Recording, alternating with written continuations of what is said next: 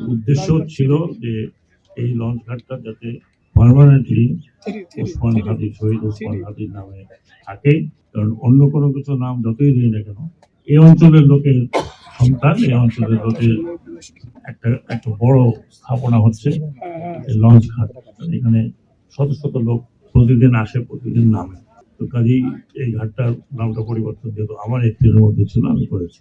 বাকি আমরা সবাই মিলে আল্লাহর কাছে দোয়া করি যে সে তাকে যেন ব্যস্ত করে। তাছাড়া হাদি এখন বাংলাদেশের বাইরে চলে গেছে, শুধু বাংলাদেশের সন্তান হিসেবে না, এখন বিশ্বের বিভিন্ন জায়গাতেই তার নামটা চলে গেছে এবং এই নাম অক্ষয় থাকবে যতদিন আন্দোলনের ইতিহাস থাকে, যতদিন একটা পরিষ্কার পলিটিক্সের আশা থাকে।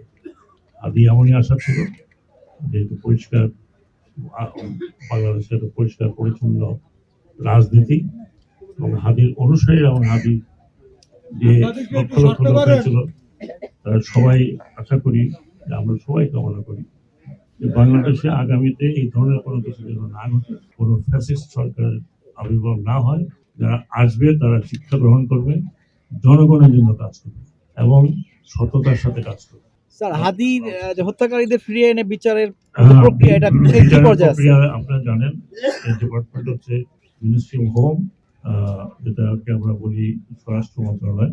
আমি যতটুকু জানি স্বরাষ্ট্র মন্ত্রণালয় দিন রাত কাজ করছে, কিছু কিছু ধরা পড়েছে, অনেক সাক্ষ্য প্রমাণ সামনে আসছে।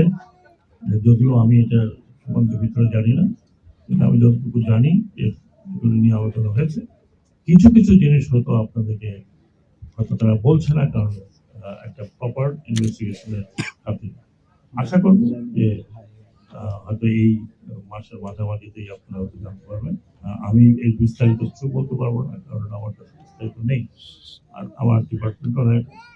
আমি যতটুকু জানি যে আমরা অত্যন্ত সিরিয়াস, গভর্নমেন্ট অত্যন্ত সিরিয়াস এটা নিয়ে। পার্শ্ববর্তী দেশ যদি কোনো চলে যেয়ে থাকে সেখান থেকেও ফিরিয়ে আনার ব্যবস্থা ডেফিনেটলি হচ্ছে।